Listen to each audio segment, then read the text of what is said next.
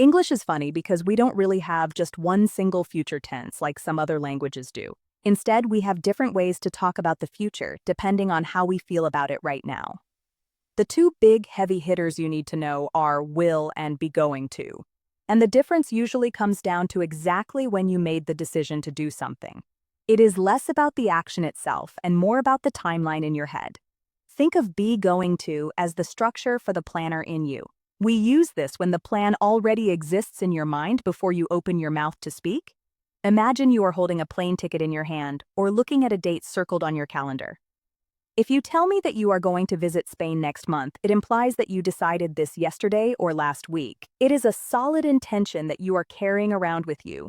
You aren't deciding it right now. You are just reporting on a plan you already made. On the other hand, will is the word for the present moment. We use it for spontaneous decisions that happen at the exact second of speaking. Visualize sitting in a quiet room with a friend when suddenly the phone starts ringing. You didn't plan to answer the phone 3 days ago. You react instantly. You look at the phone and say, "I'll get it." You decided to do the action and said the word will at the same time. It is a reaction to the environment, not a premeditated plan. We also use these forms to predict the future, and there is a subtle difference there too. We often use will for general beliefs or opinions, like a fortune teller gazing into a crystal ball and saying, "I think life will be better in the future." It is just a thought. But if you have physical evidence, you stick with going to. If you look up at the sky and see massive, dark gray clouds rolling in, you wouldn't just guess. You would say, "It is going to rain," because you can see the cause and effect right in front of you. Here is a quick scenario to lock this in.